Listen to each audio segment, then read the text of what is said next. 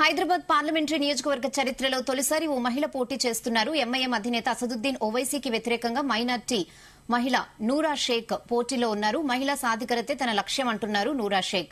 నేటి సాంకేతిక యుగంలో కూడా హైదరాబాద్ పాత నగరం మరీ పాతబడిపోయిందని ఆమె ఆవేదన వ్యక్తం చేశారు. తనను గెలిపిస్తే పాత నగరం బంగారు నగరంగా మారుస్తానన్నారు. అభివృద్దికి దూరంగా హైదరాబాద్ పాత బస్తీ మిగిలిపోయిందని, అక్కడి పేదలు ఇంకా పేదవారిగానే మిగిలిపోయారన్నారు. వారిని దారిద్ర్య రేఖ నుంచి పైకి తీసుకురావడం తన కర్తవ్యమంటున్నారు నూరా షేక్.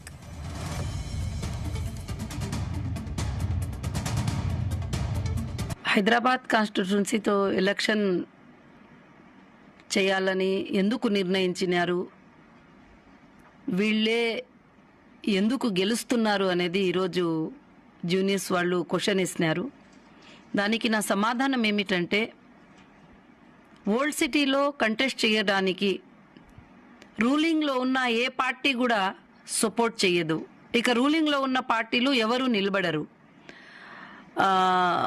ఎప్పుడు కూడా ఏ పార్టీ రూలింగ్లో వచ్చినా కూడా, కేసీఆర్ రూలింగ్లో వచ్చినారు, ఓవైసీ గారు కేసీఆర్తో ఖాస్ దోస్త్ అయిపోయినారు. మళ్ళీ మా రేవంత్ సార్ వచ్చినారు, అతనితో కూడా ఖాస్ దోస్త్ అయిపోయినారు. ఇక ఎన్నో పార్టీలకి ఏమంటే, ఇక్కడ మనం ఇక్కడ నిలబడితే వేరే జాగాల్లో మాకి లాస్ జరుగుతుంది అని వాళ్లతో కమిట్ అవుతారన్నమాట.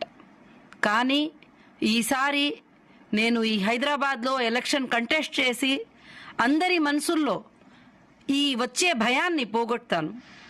అందరూ ఏమనుకుంటున్నారంటే, ఇక్కడ మనం కంటెస్ట్ చేస్తే ఎట్లా అని చెప్పి, ఇది నేను ఖచ్చితంగా కంటెస్ట్ చేసి ఓల్డ్ సిటీని గోల్డ్ సిటీగా మార్చాలనే నాది ఒక కల ఉండాది.